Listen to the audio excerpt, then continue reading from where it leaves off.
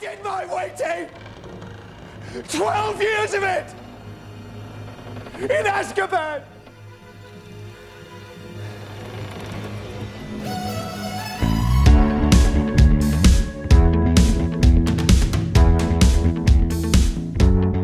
Hello, and welcome to the Midnight Matinee Project. My name is Hunter, and I'm joined by my co-host Isaac, and we love movies. We love movies. We love going to the movies. We love loving movies.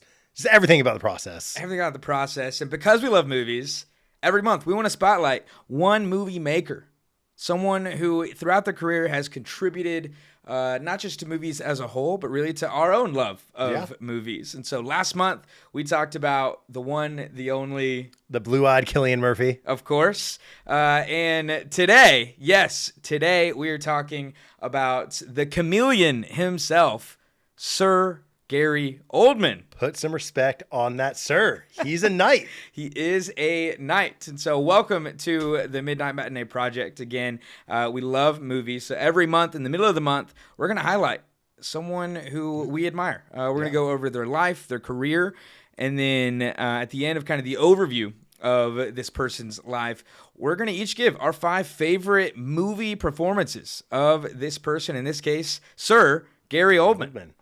I'm pumped. Good. I hope you're pumped. The guy can act. He can act. So we have spent really the last month watching a ton of Gary Oldman films. Yeah. How overall, without giving any spoilers, how was that experience for you, Isaac? It was unbelievable. I feel like Gary Oldman, especially people our age, we see him and we're like, oh, Harry Potter, Batman, like all these franchises. Yeah. But he has such a deep filmography that's started 30 years ago. Oh, yeah. Or even, I'm honestly forgetting exactly when it even started. longer. Even longer. And all of the old stuff is so good. I had no idea how funny he can be. I always thought of him as a very like dramatic British actor. Yeah. Uh-huh. No, he's so funny. Yes. He does it so well. Yeah. How's the experience for you? I feel very much the same. I was Yeah. introduced to Gary Oldman, of course, through the Harry Potter films. Yep. And loved him, of course, in Christopher Nolan's Batman trilogy. But same, this was a fun, I think, discovery into his really first couple decades as an actor, which is very different. And I think probably pretty unknown to most of our generation. 100%. And by our generation, I mean mine and yours. We are different generations. We're millennials and Gen Z. I will not accept being a Gen Z. But you are. I'm on the cusp. I'm barely outside. But you are a Gen Z. A zillennial, if you will. So I'm a zillennial. I like that. But yeah, he has such a wide filmography and a great variety of movies and roles that he's done. Yeah. From good cop to bad cop to punk rocker to pimp to prime minister.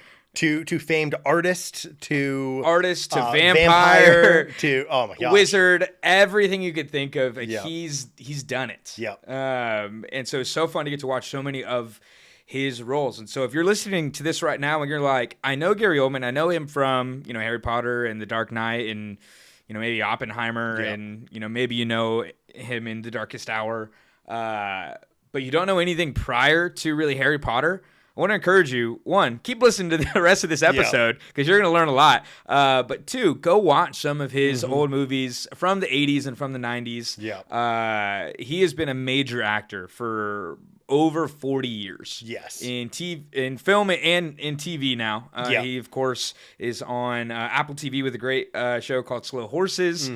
Season 5, I think, comes out next month. And he's just been phenomenal in that show as well. We're not going to talk about that show because this is a movie podcast. Yes. But wanted to give him the shout out there. And so, Isaac, are you ready to learn a little bit about the life and career of Gary Oldman? I'm so excited to dive in.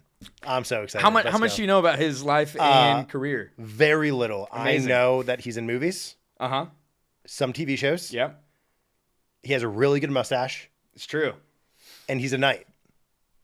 I think you just described me. You know what? Yes, outside of the knight thing, I knew all of those. No, I'm a knight. Of course. Of the seven kingdoms. My high school mascot was the Knights. Nice. Okay. You're a knight. Yeah. Do you know where he's from? I'm assuming the UK. He is from the UK. Okay. So I wanted to say UK because I didn't know if he was from Britain. I assumed he was. Yeah. Okay, but I didn't know. and he's from Britain. Okay. So Gary Oldman was born in South London, so Okay, yeah. New Cross, London, in 1958. Quick math, how old does that make him? Oh gosh, 60 plus 5 plus 2, 67. 67, depending on when his birthday is. That's fair. Unclear. Math. Great math from Isaac Foss's, but grew up in South London, grew up in a working class family, and his initial passion was not movies, it was music. Similar To Cillian Murphy, who we talked about last month. Please tell me he was in a punk rock jazz band. Not quite, but we will talk about punk rock in a Ooh. little bit. Yeah. But initial passion was music. He played piano. Okay. But when he was 13, he watched the 1971 film The Raging Moon and saw actor Malcolm McDowell star in it. And he said that watching that film, something about Malcolm just arrested him, was the word choice he used. Okay. And he's like, I want to do that. Yeah. And from that point on, he wanted to act. Let's go. That was when he's 13. At 16, he dropped out of school, Love that. as you should. Yep. School is stupid. If you're listening and you're 16, go drop out. out of school. Be Gary Oldman. But his path wasn't easy. He actually famously was rejected from the Royal Academy of Dramatic Art. Love that. Okay. And not just rejected, an administrator there told him, hey, you might want to think about a different career path. And That's how you know it's going to work out. That's how you know it's going to work out. Yeah. Every time. How do you think that administrator feels today? Probably pretty smart. What is Gary Oldman doing? He should have never If become they an actor. are still living, and I don't know who this is or if Yeah. they are, it was a while ago. They missed the mark. They did miss but the also mark. maybe Gary Oldman needed that, right? Yeah, Maybe he that's needed true. the rejection. Of course, a few years later, he would end up winning a scholarship to the Rose Bruford College of Theater and Performance, nice. where he eventually graduated with a bachelor's degree in acting.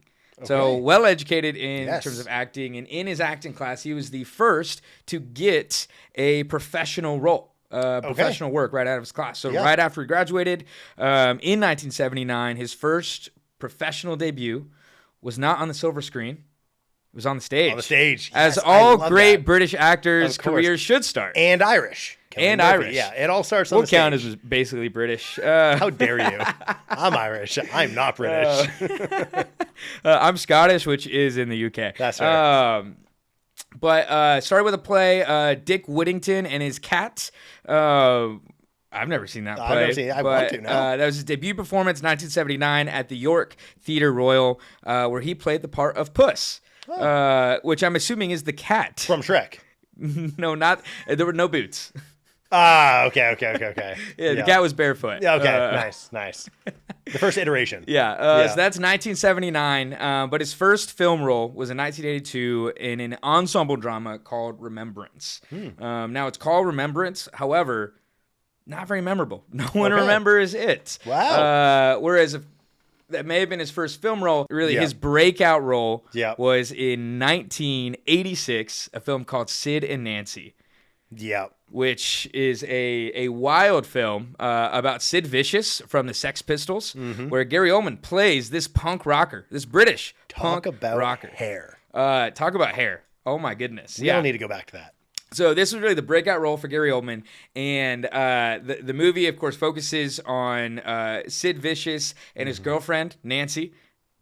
Sid and Nancy. There we go. And it shows a lot, really, of their unhealthy relationship and really this unhealthy dependence they have on each other. Honestly, the vibes of it very similar to Disco Pigs. Okay, yeah. With Cillian Murphy Yeah. that we talked about a month ago, just in terms of like chaotic. Yeah.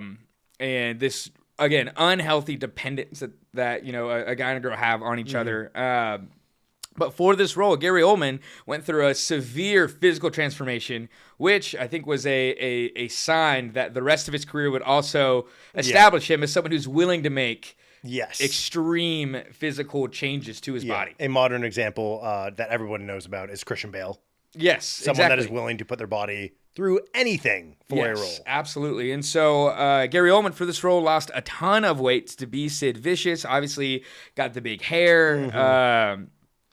His diet during the shooting of Sid and Nancy consisted apparently just of basically fish and water. That's gross. Which is pretty gross. That's probably like top 5 most gross on set diets I've heard of. Just fish and water. Yeah, the number one, Wizard of Oz, Dorothy. Oh yeah, that's hands down is also just so horrifying. Yes. Yeah.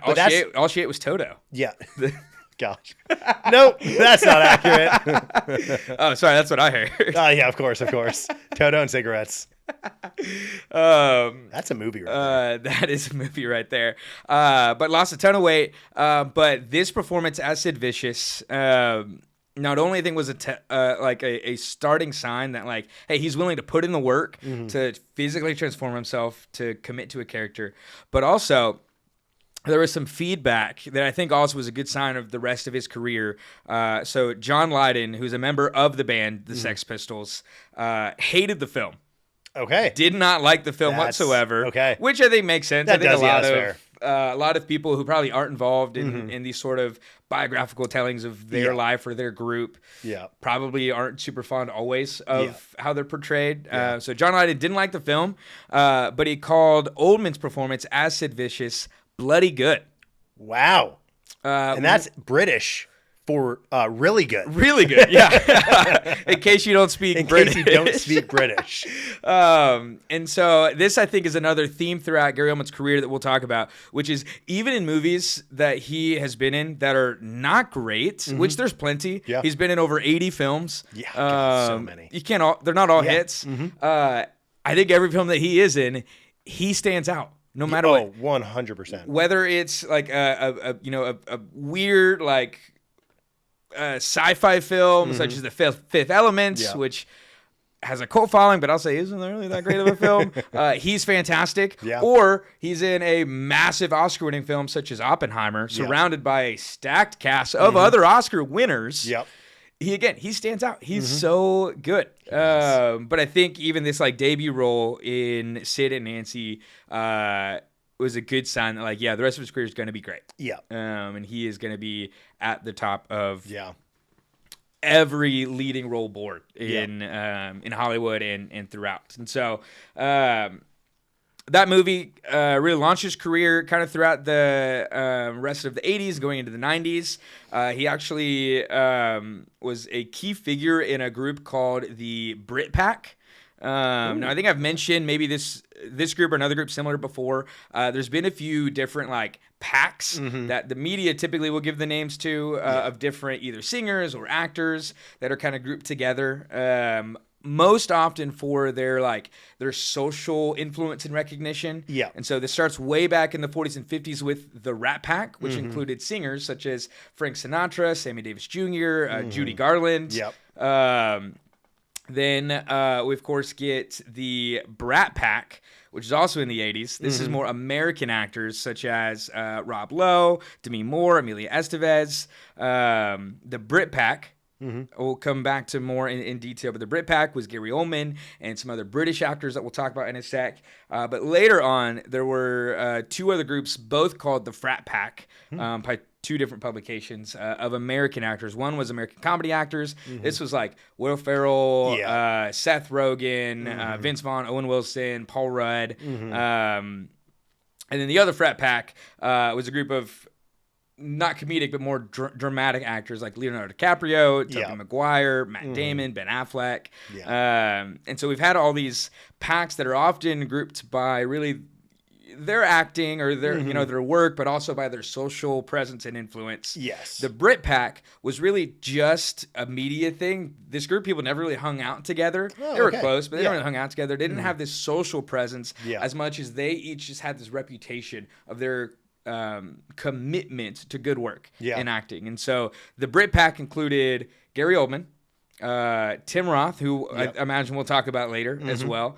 Tim Roth, if you're unfamiliar, great British actor. You may recognize him as Emil Blonsky, the Abomination in The Incredible Hulk from 2008. That was my introduction to Tim Roth. It's really good. That's really good. Again, as someone who, as a 13-year-old at that point, wasn't super familiar with British cinema. You weren't familiar with the Britpack? I was not. No. What a shame. Daniel Day-Lewis was Yep. part of the Britpack. One of Recently unretired Daniel Day-Lewis. yes. His movie comes out soon, right? Next Yeah, month. directed by October? his son. I think October. Yeah. October. Okay. Oh, I can't wait. But Oldman's really dubbed as really the de facto leader of the Britpack. Yep. Really because of his commitment to really good work. A lot of method acting, but a lot of just physical commitment to doing great acting roles. And so that leads us into the 90s, where the 90s are really the golden era of Gary Oldman as a villain. Yep. I'm going to quickly touch on just like, hey, here are 5 roles that he had in the 90s, and what a run this is. So 1991, he plays Lee Harvey Oswald in JFK. Yep. And he spent a ton of time studying like a bunch of like old footage of Oswald to like really nail down where like you watch the movie. And I'm not going to say I had this reaction because I don't know much about Lee Harvey Oswald, Fair. but a lot of historians have seen this portrayal, or not even historians, but a lot of people who are familiar with history have seen this portrayal and been like, is that real footage of Lee Harvey Oswald? And it's Gary Oldman. It's incredible. And the next year, 92, he was of course the classic vampire Dracula. Yep. In Francis Ford Coppola's Bram version Stoker's. of the story. Yeah, Bram Stoker's Dracula. Where he even goes through a bunch of different transformations throughout that film. He is so many different creatures. Also, we may get to this, we may not. Maybe the drippiest character in the world. One of his formations. It's incredible. Absolutely. Which is probably you could probably attribute that to a few of his roles. Drippiest character. So that's 1992. 1993. This is another stylistic character. He played the Jamaican drug dealer Drexel Spivey in True Romance, which he again we may talk about this later, may not. This is a film written by Quentin Tarantino, and Gary Oldman accepted this role before hearing the script reading the script. Yeah. He just heard what he would be, and he was told, "Hey, it's basically a white guy who thinks he's a black guy who is a pimp." And Gary Oldman said, "Sign me up." Sign me up. I am down. Where do I sign? And it's a wild role. That's 93. 1994, he then is corrupt cop Norman Stansfield in Leon the Professional, one of his really most iconic villainous roles, one of the best bad cops of all time in movie history. We'll definitely be talking about him later in that role. That's the first 4 years of the 90s, by the way. That is wild. That's 4 years in a row. He's busy. And then 1997, he was in, of course, The Fifth Element. He played the villain Zorg with a ridiculous haircut, the most bizarre accent choice I've ever seen for a sci-fi film. But in the 90s, like even just those 5, an unreal role of like, man, he plays a good bad guy. Yeah. And so similar to when we talked about Cillian Murphy. Yep. After Red Eye. Very easy for, Gary Oldman really good as a bad guy to then be like typecast as a bad guy. Yeah. I will say with Gary Oldman, even though each of those 5 roles are villainous roles, they're all so different. Very different. None of them are even remotely the same. He, of course, plays other villainous Air Force One. He plays his Russian terrorist with Harrison Ford as the president. Yeah. We'll get into a few other roles that he played in the 90s as well. But the 90s really were the villain era, if you will, of Gary Oldman. In the 90s, he also directed his own film called Nil by Mouth in 1997. This is a very personal film to him that was about his family growing up. His dad left when he was a kid, so he directed this personal film, which won a BAFTA for Outstanding Film. Wow. So not only is Gary Oldman a great actor, Accomplished director, and that leads to the 2000s. So the 2000s are really where Oldman made a significant shift and took on 2 big franchise roles, which we've already mentioned. Yep. Of course, that's the roles of Sirius Black in the Harry Potter series, and Commissioner Jim Gordon, Detective then Commissioner. Jim Gordon in Christopher Nolan's Dark Knight trilogy. And so both of these 2 roles, offered a lot of stability for Gary Oldman. Yep. And by stability, I mean a ton of money for Gary Oldman. Yep. Which he says attributed to him being able to actually spend more time with his kids, with his family. He actually talks about on the Happy, Sad, Confused podcast with Josh Horowitz. This summer he talked about when he was filming The Dark Knight, which was filming in London. He was living in LA at the time, and his kids were in LA, and he didn't want to have months away from his kids. He made 27 round trips between London and LA during the filming of the Dark Knight trilogy. Wow. Because he would, go to London, film for a day or two, then fly right back for a few days and just go back and forth. Man. But he wanted to spend more time with his kids. And both the Dark Knight and Harry Potter series gave him more freedom and flexibility to do that. Of course, the Harry Potter series is where I was introduced. I'm sure many people in our generations were introduced through these two roles. And he's phenomenal in both roles. And he has this shift from playing villainous characters into two characters that are really good and right in many ways and pure. That's so fun. I'm sure we'll talk about both of those as we talk about our favorite roles as well. And that leads us in, of course, the 2010s into the present. Two kind of key roles that help, I think, shape his career were he got his first Oscar nom in 2012 for his role as George Smiley in Tinker Tailor Soldier Spy, a political thriller.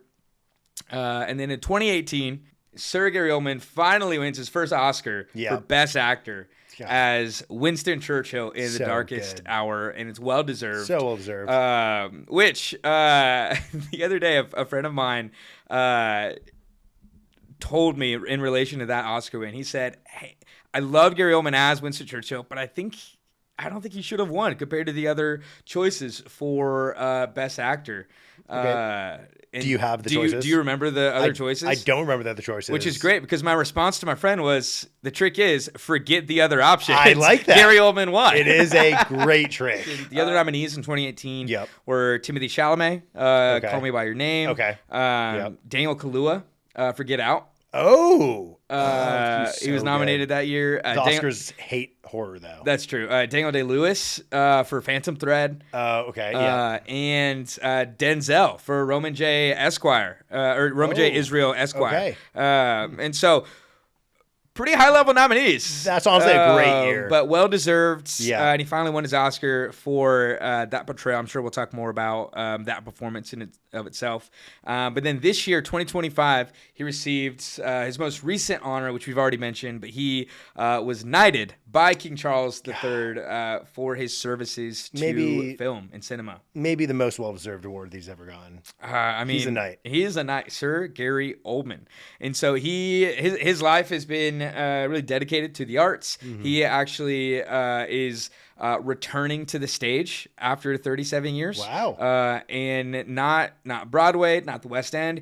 He's returning to where he started in New York. Wow, that's really cool. Which is so cool. He wanted to give back to where he started. A lot of parallels here between Killian and Gary. Like, after finding a lot of acclaim and success, returning to their roots, going and making smaller things, and really just giving back to the area that they come from. Yeah, absolutely. And so I love Gary Oldman. I hope that was informative for you and his life and career. That was I loved that. He is incredible. Just look at him. He's amazing. So many mustaches.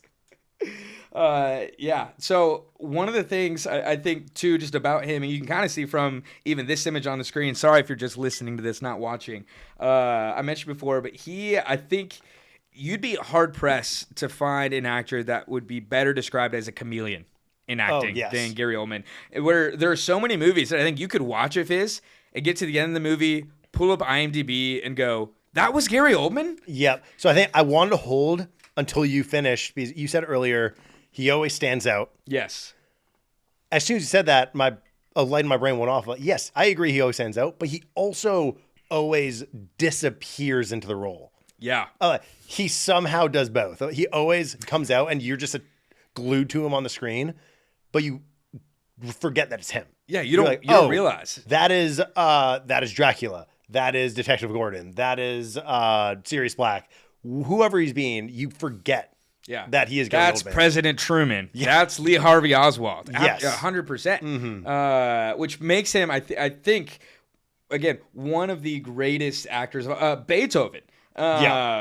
Mankiewicz, who the story of the making of Citizen Kane. Yeah. Sid Vicious. Sid Vicious. Yeah. All so different. And so I want to go ahead and shift into us getting to talk about our favorite roles. Yes. That he's done. We may have some overlap. We're each going to share our 5 favorites, starting from number 5 up to number 1. We'll go back and forth. Isaac, we'll start with you. And if either of us have a pick that the other one also has, we will reserve talking about that role till we get to kind of that higher pick. And so if you have something in the 5th that I have later on, we'll talk about it later and then. And we've got some scenes to show. We do. Because we don't just want to talk about Gary Oldman. If you haven't seen or heard Gary Oldman, what should also get to see some of these roles. And so, Isaac, what is your 5th favorite role of Gary Oldman? My 5th favorite role of Gary Oldman, I would be shocked if you have this because I just personally love this movie. It is The Book of Eli. He is Carnegie. I really don't think anybody would ever think of Gary Oldman and be like, oh yeah, The Book of Eli.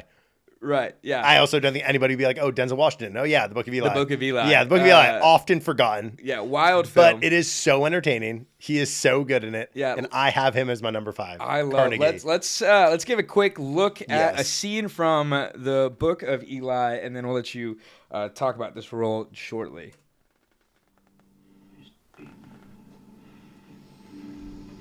What did I tell you?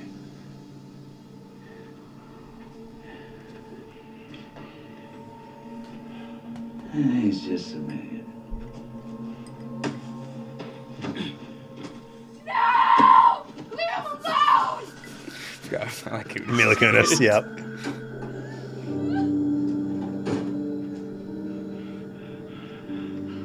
Where's your protection now?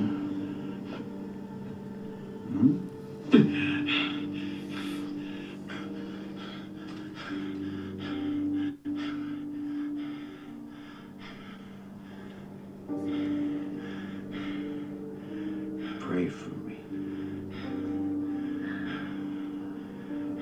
Okay.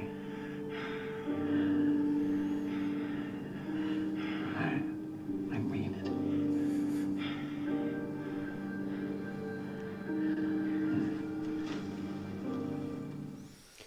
Wow.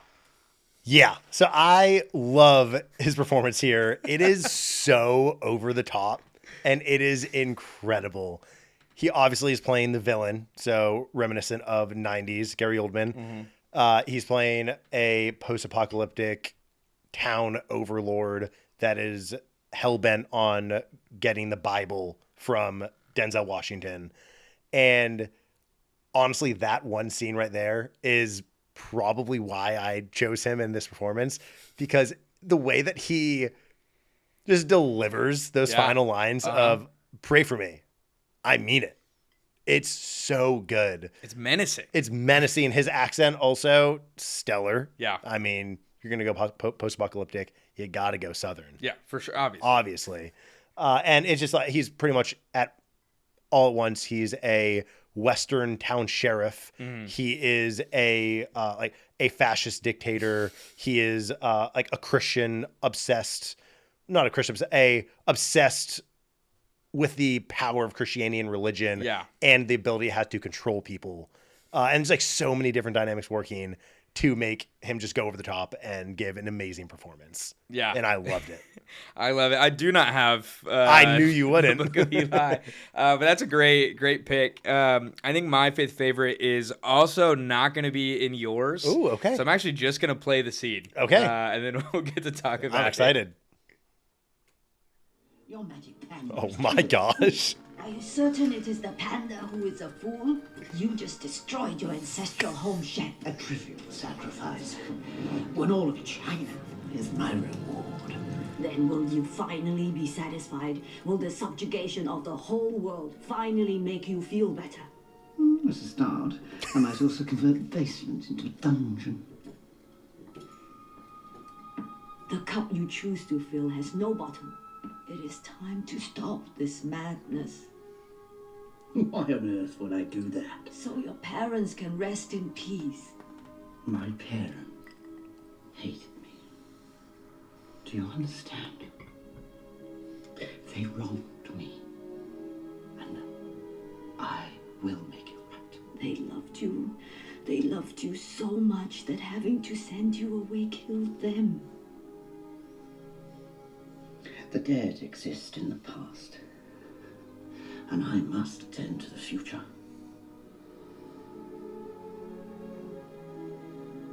Set the soothsayer free.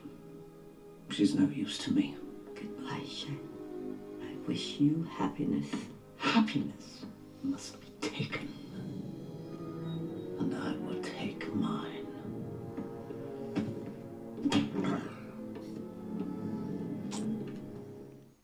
Wow. So- I saw this on his filmography and I thought it'd be like really funny to just dive completely into it. I'm so happy you did. So that is Lord Shen from Kung Fu Panda 2. Yep. Great movie. I love this role so much for a couple reasons. One, I know we've talked a lot about Gary Oldman's physical transformation and how impressive and how big of a part that's been in his career. Yep. I think this role shows that it's not just his physicality. It's not. His voice by itself is enough for a really captivating character, especially a really captivating villain. 100%. I think Lord Shen is one of the best animated villains of all time. Yeah. And Gary Oldman's vocal performance brings this, brings this pain to this character that you can kind of see there of like that even last line, like, hey, happiness is taken. Yeah. And I will take it. Like, you can see his parent, like talk about his parents and the hatred that his parents had for him. And so he's such a smart character. And it's a funny movie too, to get to hear it and kind of recognize his voice a little bit. Like you kind of tell, but not like if you just watch it without knowing, you probably wouldn't guess, oh, that's Gary Oldman. No. You can kind of tell, but it is funny having him opposite Jack Black. Jack Black. It's so good. Anytime anybody's opposite Jack Black, I have a great time. Yeah. And so, that's my fifth pick. I just think it's such a great, Fantastic. unique performance by Gary Oldman. 100%. I would say underappreciated because I would assume not many people know that is Gary Oldman. True. Yeah. Yeah. Well, I didn't know that was Gary Oldman until I started this, this deep dive. So good. I love that. Now your fourth favorite. Pick. This is where we might have some overlap, might not. Fourth pick is Detective / Commissioner Jim Gordon from specifically not Batman Begins, not The Dark Knight Rises, but The Dark Knight. The second installment. I personally, that is my favorite Jim Gordon performance out of the three movies. Okay. All of them are amazing. Yeah. But I would probably say The Dark Knight is my favorite performance from him specifically. And then we'll get into this just heartbreaking sequence. Yeah, I don't have this in my top five. Let's so go. We'll let you get to talk about it. Your wife. Put the gun down. Harvey, put down the gun. Please, Harvey. Please. God damn it, will you stop pointing that gun at my family? No! We have a winner. No, Jim, stop it! Harvey! Don't let Harvey! I'm sorry for everything. Please don't hurt my son.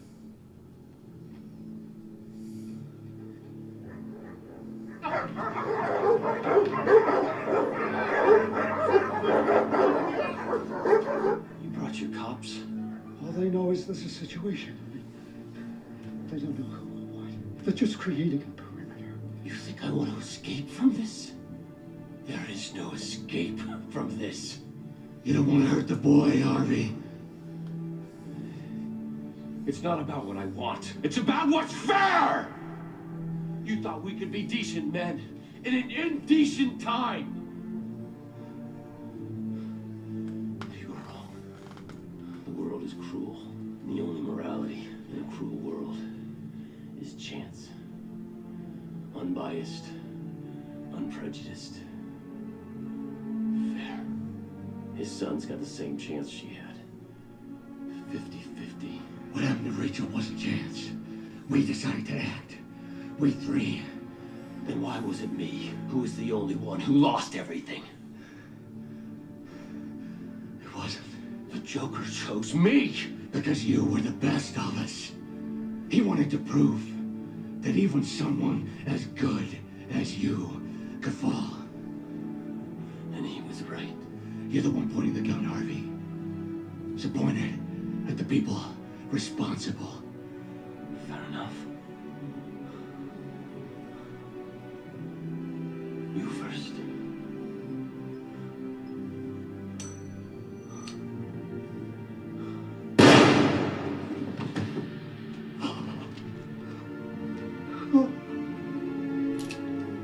My turn.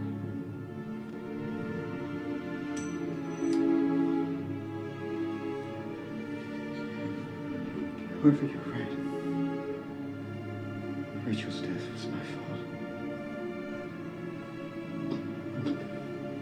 Please don't punish the boy. Please punish me. I'm about to. Now your boy's gonna be alright, Gordon. Lie. Like I lied. It's going to be all right, son.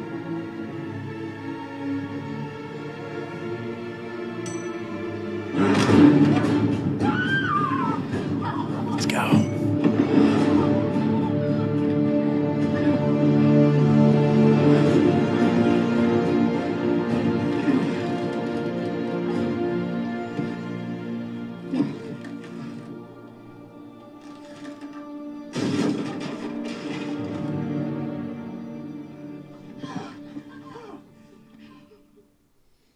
Wow. So good. So good. So many things we could talk about. Let's just talk about Gary Oldman. Yeah, absolutely. Man, I just feel like I need to go watch The Dark Knight now again. I mean, Gary we just watched, Oldman in 3 minutes of it. Yeah. Gary Oldman in that scene. One, to share character-wise, to share the scene with Batman and Harvey Dent and still completely draw attention to yourself is incredible. I want to know and want the camera on Gary Oldman more in that moment. Yeah. Just the tension that he's creating, obviously with the dynamic of his family, but even just the performance he's giving. But then to add on top of that, he looks like Jim Gordon is probably the character that he's portrayed that looks the most like Gary Oldman. Yeah. And even watching that clip here, I forget that is Gary Oldman. I'm like, oh, that's Jim Gordon. Yeah. It's just it's the center one it is on here. Literally Gary Oldman. There's no disguise. And all I can think of is Jim Gordon. I don't see him as Gary Oldman. And that's just how good. I feel like that's the best compliment I can give to an actor is you look exactly like yourself. And I still am so convinced that you were not you. Yeah. And it's just that scene just emphasizes it. There's so many other scenes that we could have gone with in that movie. Yeah. But it's just it's such a strong performance. Yeah, it's great. I love his performance there. Not enough to make my top 5. Fair. But maybe it's number 6. You know what? I get that. But that's a great number 4 pick in your top 5. My number 4 is the great, the funny Rosencrantz. So Rosencrantz and Guildenstern Are Dead. Yes. And I will say you can play the video because I'm going to immediately go to my number 3 and say it's the same thing. It's the same. Great. It's the same thing. Perfect. So real quick, this movie, Rosencrantz and Guildenstern Are Dead. Oldman plays Rosencrantz across from Tim Roth, who plays... Depending who you're asking. That's true. If you haven't seen the movie, it's a little inside joke. He plays Guildenstern. These are 2 minor side characters from Shakespeare's Hamlet. And this movie is about kind of them kind of just in this existential crisis and waiting game, kind of on the side of the main plot of Hamlet. Yeah. And it's very funny. It's ridiculous. And I was introduced to this movie because I saw this scene come up on Twitter once. That I'm about to play. And I saw the scene and I said, what movie is this? Because I want to watch it. This is amazing. Yes. I love it. We'll talk about it in a sec. How do you play that? You have to ask questions. Statement one line. Cheating. Ah, I was started yet? Statement 2 love. Are you counting that? What? Are you counting that? Foul, no repetition, 3 love in game. I'm not going to play if you're going to be like that.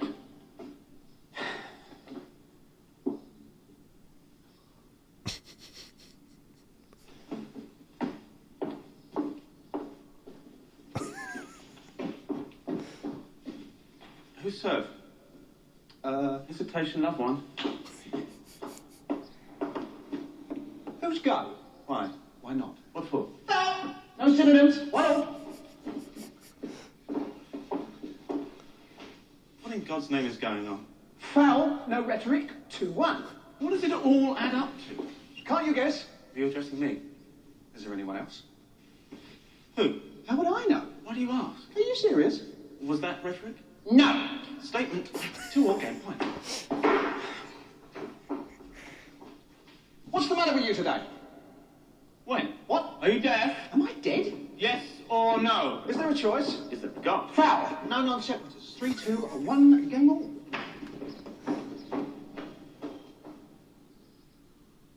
What's your name? What's yours?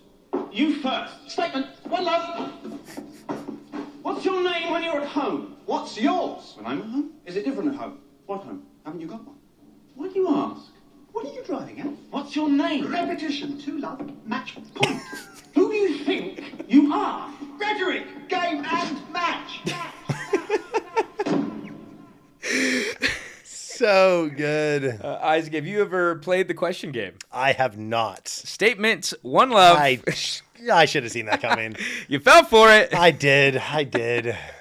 So that is the question game from the movie, which comes up multiple times throughout the film. But this is such a fun movie because, one, it's absurd. Yeah. That I believe it was a play first, then adapted to the screen. But it's just all these side characters, from minor side characters from Hamlet. We, of course, do see Hamlet come up in the film. But this performance, I think, is just, it's so charming. Rosencrantz or Guildenstern, whichever one, depending on who you ask. But it's so charming and fun. And so the character itself is so curious constantly, but has this playful curiosity as they question their existence kind of throughout this whole film. And watching that scene made me want to go watch the entire movie and the whole movie. I remember I watched it. I told you, I said, you got to watch this movie. It's ridiculous and it's so fun. If there's one recommendation of a movie on here that, like, hey, if you haven't seen it, go see it. This is probably my pick. Go see Rosencrantz and Guildenstern Are Dead. It's so good. I think everything that you just said, plus, I think, like, obviously they're side characters, and are they? Are they not? Hesitation. 2 love. They're side characters, and they're the entire time being pulled by the main plot. Yes. And it just creates this very effective sympathy that you don't expect to feel for just 2 characters that are just walking around, like, pretty much aimlessly, not really knowing how to control their lives. Yeah. Because it is to a point a question of fate and how much control do they actually have over their lives. And it's not a lot. Doesn't end very happily. But it's just, they are so good, so funny. Their chemistry is so good together. Yes, both members of the Brit Pack. Yes, both members of the Brit Pack, which, they were always hanging out, as you said. Just kidding. And I really think taking that scene and expanding it to another one, when you see it, you need to pay attention when they have their encounter with Hamlet, because they play the question game, and it's probably the second funniest scene in the entire movie. Yeah. So it is strong performances all around. Yeah, and Hamlet, who is, of course, played by, his name escapes me, but who was it? He is Jorah in Game of Thrones. In Game of Thrones, he is much younger. Way younger. Yeah. Watching, I was like, why does he look so familiar? Jorah Mormont. All right, great pick. That's my 4th and your 3rd pick. Yes. Which leads to my 3rd pick, which is one of his most iconic villainous roles, I think, of all time. It is, of course, Norman Stansfield in Leon the Professional. If you haven't seen this movie, this was in 1994, I believe. Yeah, 94. He's a corrupt, drug-addicted DEA cop who, spoiler alert, ends up murdering this young girl's family. Young girl played by a very young Natalie Portman. Yep. Like 12, 13 years old, So maybe. young. And Natalie Portman's character's family gets murdered by Gary Oldman's character, Norman Stansfield. She goes and then gets taken in by this professional hitman named Leon. Leon, the professional. Yeah. And so the whole movie is kind of this back and forth revenge story, but really focuses on Leon, the professional, versus Stansfield. And so I'm going to show one scene of Norman Stansfield. I'm going to cut it off before it gets absurdly violent for this podcast. But I want to show a little bit of his character. Then I'll talk about one other scene that is probably the most iconic from this film.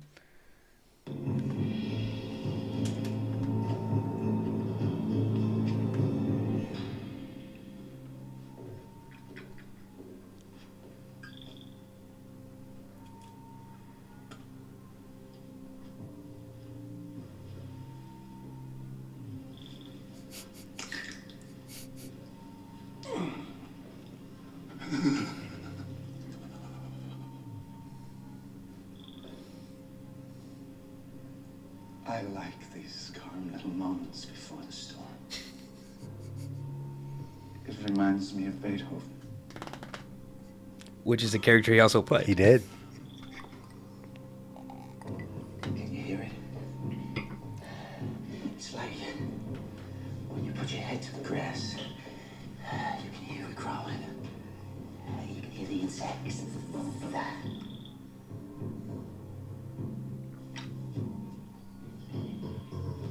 Do you like Beethoven?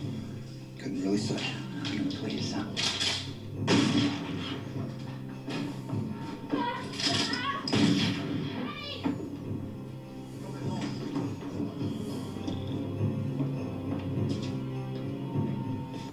And we're going to stop it there. That's probably a good it does call. get extremely violent. But I love this role. As you can see, he's psychotic. Yeah.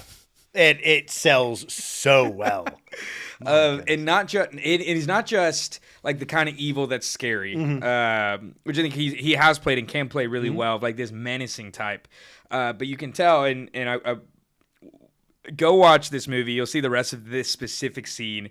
This is the scene where he is basically murdering this family. The joy that he has in this violence that his character is committing is so terrifying and off-putting. And even the like that casual kind of way that he's just like, oh, I view this is like Beethoven. And then he's like, hey, do you like Beethoven? Yeah. Let me play you something. Oh, yeah. I think an underestimated part of it is in order to be that psychotic, it's easy. I think being psychotic and evil is one of the harder things to portray because it's so easy to go over the top in a bad way. And it not be believable. Yes. And one thing that I notice every time seeing him there is the physical acting he does. Oh, my goodness. He gives a comparison to Beethoven, then he just moves really rhythmically. Oh, he's And like composing. he's composing and just pacing himself so well. And it's just, the way that he moves his body is as telling as everything he's saying. And it's so impressive. Yeah.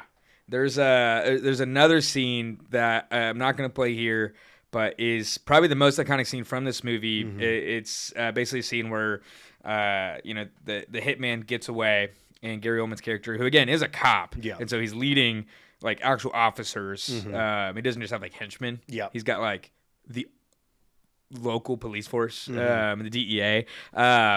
But the hitman gets away, and Gary Oldman tells like his next guy, he's like, "Hey, bring me everyone."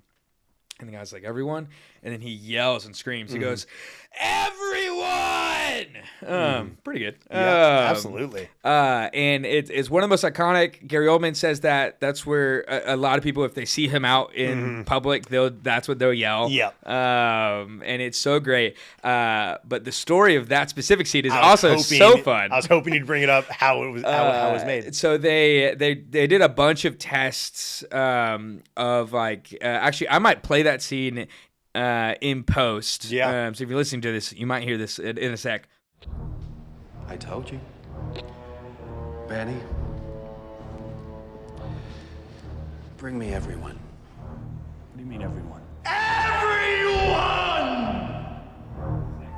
Post. But play that scene in post just so people can hear it. But Gary Oldman and the director, they went through a lot of different iterations and styles of this scene, and it got to the point where like he would say it, but then the director would tell him to it would kind of like mess with him a little bit of like tell him to do like impressions of like, hey, do it as Frank Sinatra, and just like back and forth, like give him just like funny things to do, and then they went and they did like a whisper take of it, and then Oldman thought, oh, I'll play a funny joke.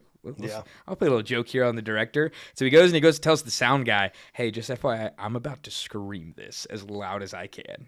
So I want you to warn you so you don't hurt your ears in the headphones. And he goes and he gives that take and screams, thinking it would get a laugh and everyone. And it did get a laugh across. And then Gary Oldman was shocked to find out that's the take that he used in the film, which I think is so fun. Yep, absolutely. Anytime I think an actor, again, whether it's serious or not, but it has the creativity to do kind of new things. Yes. I think it just goes a long way and shows their acting chops. And 100%. I think that shows here again with his performance as Norman Stansfield, especially in that specific scene. Yeah, absolutely. 100% agreed.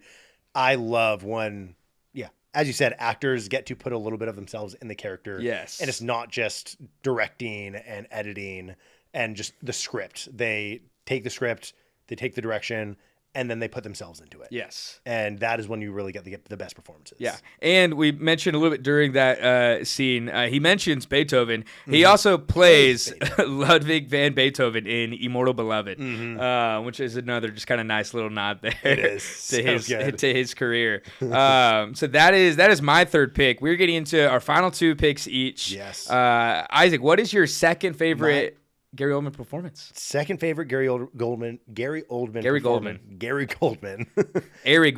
Harry Potter is Bram Stoker's Dracula. Yeah. It's so good. It's Francis Ford Coppola and Gary Oldman. What could go wrong? Absolutely nothing. And I'm just gonna let the clip play. I am nothing. Lifeless, soulless, hated and feared.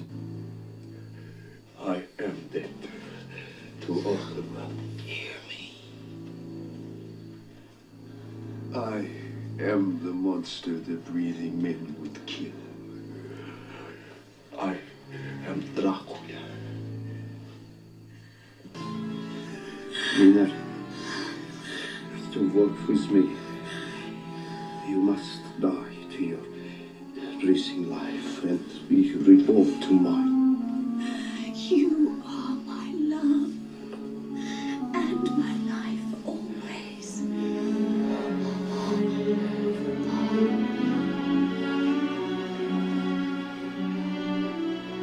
Then I give you life eternal. Everlasting love.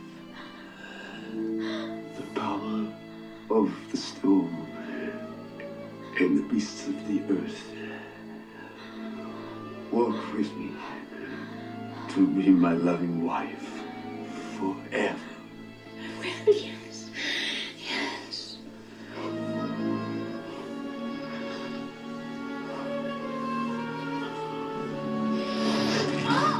Ugh. Yeah. Hunter doesn't like horror. We're going to cut there because also I think there's more that I would love for people to see on their own. But it definitely gets a little more spicy after that. And I would say, so I'm going to take that scene and then in the next few moments, Dracula then for Mina to become undead like him, she has to drink his blood. Yes. And he cuts himself open. And he then stops her from doing it. And the hesitation that he portrays, to me, is what sold me on the performance. It could have been taken in so many different ways. And the way that he showed, one, that he's undead, evil, all the things that he listed in that clip. But then the power and the struggle that he still has through his love for his wife to not have her become it, and she eventually forces her way to become a vampire. Yeah. It just is. It really was the powerful moment that sold me on the movie. He looks incredible. Obviously, this right here, if you're watching, is the old version of Dracula as Gary Oldman. Once he gets to London, he gets dripped out. Yeah. He looks so good. He has flowing long hair. Yeah. An amazing mustache and soul patch. Uh-huh. And the coolest glasses. He and looks fits. great. It looks so good. And one of my favorite parts of the movie as well. Yeah. It was awesome. Yeah, it's a great pick. I am not a horror fan, but Yes. I am a Gary Oldman fan. That's true. And he is so good. Obviously, he goes through a bunch of different physical transformations. He does, yep. Obviously, the scene we just watched was Gary Oldman. Yep. But yeah, you can see from right there, even the more beast-like Yes. transformation he goes through. There's just prosthetics and makeup, and he is so committed to playing these incredible roles.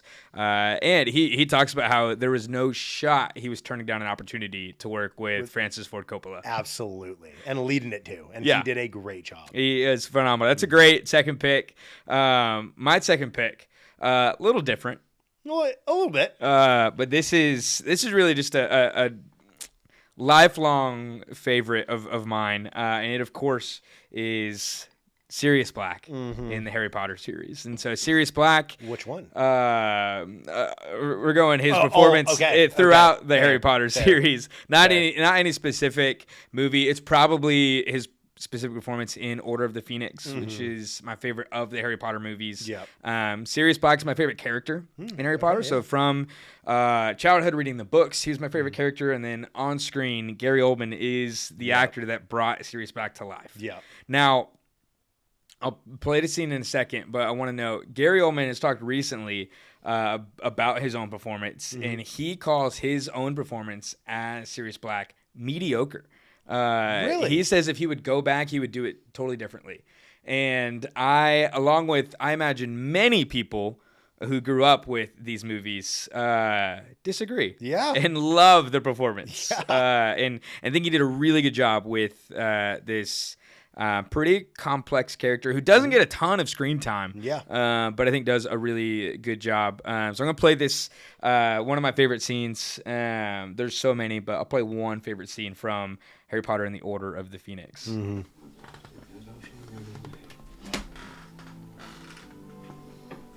Charming woman. I was 60. Where did you go? Your dad's. I was always welcome at the Potters.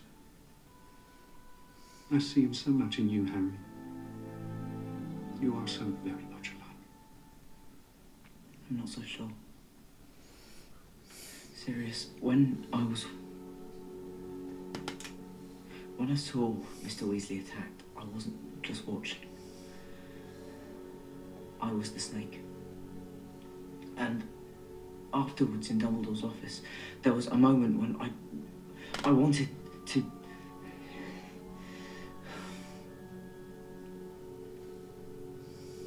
This connection between me and Voldemort. What if the reason for it is that I am becoming more like him? I just feel so angry all the time. And what if after everything that I've been through, something's gone wrong inside me? What if I'm becoming bad? I want you to listen to me very carefully, Harry. You're not a bad person. You're a very good person who bad things have happened to. You understand? Besides, the world isn't split into good people and Death Eaters. We've all got both light and dark inside us. What matters is the part we choose to act on. That's who we really are. So good. I'm about to go watch that whole movie again. We're going to play it right now. So this performance as Sirius Black is so good to me. One of my favorite characters. But Sirius Black as a character is this essentially mentor figure to Harry. Of course, lost his parents. I'm not going to spoil Prisoner of Azkaban for anybody just in case. But he becomes this mentor figure to Harry. And in that scene, we can see he offers him this advice and this wisdom and this comfort as Harry's struggling with a lot of internal things about his own goodness.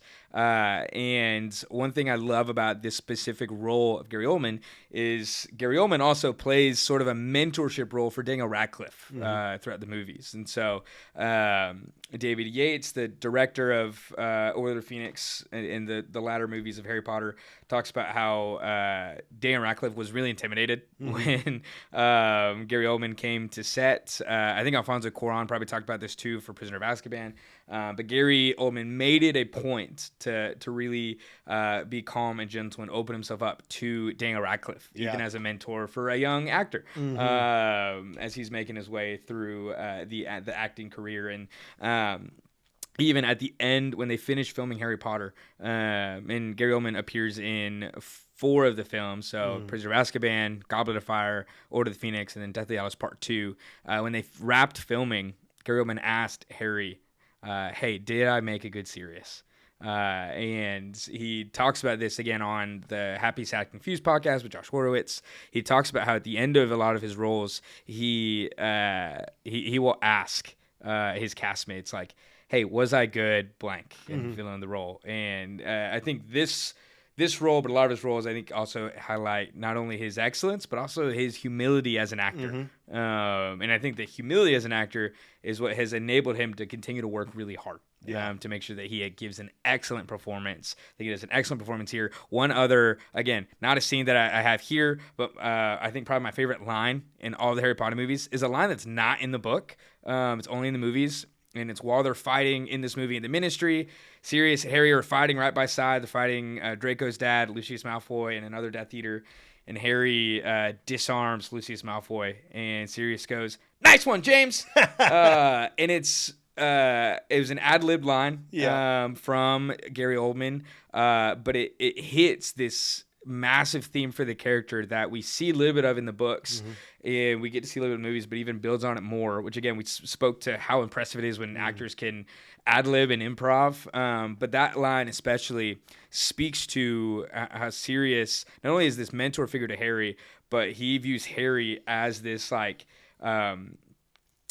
this feeling of a void that he has, because he lost his best friend when he was 21. And then went straight to prison for 12 years. And he now sees his best friend's son, his godson, and sees him as James, which also is a point of conflict in the film. And so also he punches Jason Isaacs as Lucius Malfoy in that film, also ad-libbed by Gary Oldman. He approached David Yates and was like, hey, what if I just go up and deck him? And it waited in the film, and it's great. Let's go. And so my favorite film series of all time, but one of my favorite character of all time, of course, and one of my favorite roles of Gary Oldman. Yeah, I love that. It is amazing. It is amazing. Even you, is not a massive Harry Potter fan. He is incredible. He's one of my favorite parts of watching the Harry Potter movies. Yeah. Come on. All right, we're getting into the final round, and I'm pretty sure we both have the same pick here. It would be crazy if we don't. I'm pretty sure we both have the same pick, and because of that, I want to bring up Isaac. Do you know what we've been drinking this whole time? We've been drinking Johnny Walker Black Label. Johnny Walker Black Label. Do you know why I picked Johnny Walker Black Label Scotch? I have no idea. I was honestly surprised when we got it. Johnny Walker Black Label Scotch is the go-to, or was the go-to drink every day for Winston Churchill.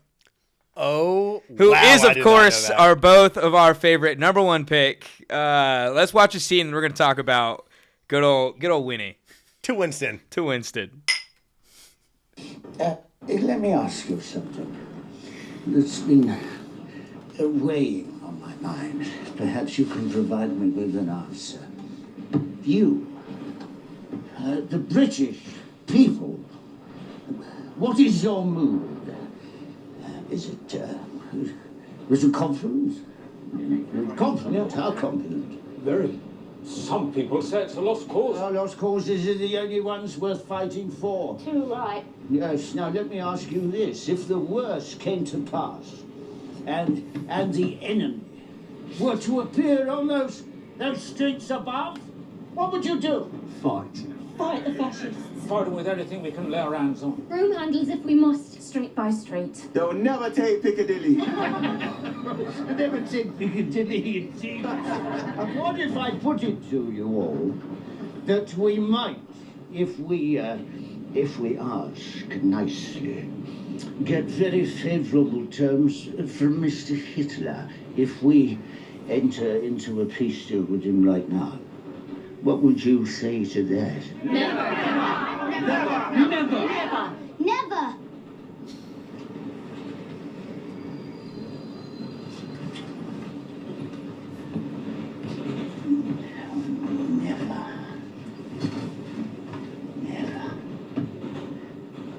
Well, you'll never give up. No, never. Then out spake brave Horatius, captain of the gate. To every man upon this earth death cometh soon or late. And how can man die better than facing fearful odds? For the ashes of his fathers and the temples of his gods.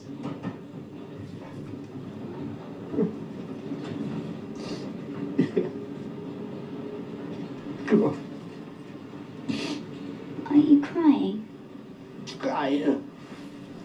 Yes,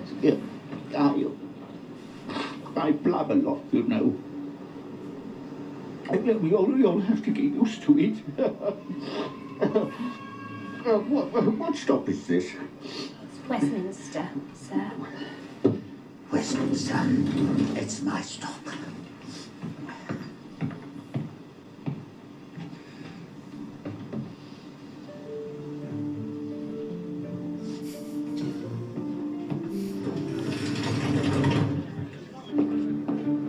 Yeah. It's so good. I don't understand how someone can be that good in a role. It's unbelievable. It's also maybe the best example of you watch it, you can watch the whole movie and at the end go, what do you mean that's Gary Oldman? 100%. Like, no, that is a very large, overweight, chain-smoking British man. That's Winston Churchill. That is Winston Churchill. Now, of course, he wore a lot of prosthetics, a fat suit for the role. But this is, of course, the role that finally won him the recognition. Just so deservedly so. Best actor. I would say to your friend that told you that he didn't deserve to win, he absolutely did deserve to win. Not taking anything away from anybody else that year, but he is so good in this movie. I will say, when I did, this is my friend Hamilton, when I did tell Hamilton that the trick is just forget the other nominees, he said, you know what, fair point. Honestly, it is. Because Gary Oldman won, rightfully so. The movie itself, obviously so good. So if you haven't seen the movie, go watch it. It shows Winston Churchill, who is elected as prime minister, and it shows really the 5 weeks in World War II where he has to make really, or at least contemplate the difficult decision between entering peace talks with Hitler and Nazi Germany or fighting on in World War II. And we see here he decides to go get some insight from the British people. Absolutely. I think one of the main things that he does really well is portray that Winston Churchill, one, was not very popular in the British government, in the British populace. Like, nobody really liked him when he entered as prime minister. Oh, not at all. He just walked into it based off the situation that was in front of him. And it's one of those things that seems fictional. Yes. And the story itself, obviously things in the movie are fictionalized. Yeah. But still, the actual story is truly, it seems like it would be fictional. Yeah. The fact that he was a person put in that position, the decisions that he made. But the movie is just, it's magical. It's amazing. It's so good. Now, Isaac, who's the biggest Winston Churchill fan you know? My brother. Yeah. Aaron. Yeah. It's your He loves brother. Winston Churchill. I love Winston Churchill. That guy loves Winston Churchill. Any insight into how Aaron feels about this movie specific? I don't know if you know. No, I'm sure he loves it. Yeah. Do you have a quote? No, I have no idea. Oh, okay. I'm just curious. We'll try to pull a quote next time. From a true Winston Churchill fan. Yeah, no, he loves Winston Churchill. Has read many books about him. I'm sure he loves this movie. If he doesn't, he's going to be watching it this weekend. Yeah, look out for the day that Gary Oldman plays Brian Chesky in a film. Yeah, Aaron will be the first and only one seated in that theater. That's just a inside joke for our coworkers. Yeah, absolutely. But Gary Oldman is well deserving of an Oscar, well deserving of his knighthood, and well deserving, I think, of I was gonna say of our recognition. Our recognition doesn't even touch what he deserves as an actor. He's been so great to film and to cinema, and to the stage and to TV, and excited to hopefully continue to see him act for the rest of his life. And I hope that life is long. Yes, because he's getting up there in age, but he's still working. He Again, is. Slow Horses, Apple TV show. Season 5 comes out next month, and so Gary Oldman, the chameleon himself, So good. the Midnight Spotlight. Yes. Come on. All right, so thank you guys so much for listening. I hope this was instructive for you on the life of Sir Gary Oldman. I hope you're inspired to go watch some of these movies. They're so great. And so any of the movies that we mentioned, whether in our top 5s or even throughout the life and career of Gary Oldman, go watch. They're worth a watch. He's a great actor. Even if the movie is maybe subpar, his performance in any movie is worth watching. Always. Animated or live action. That's a great call out.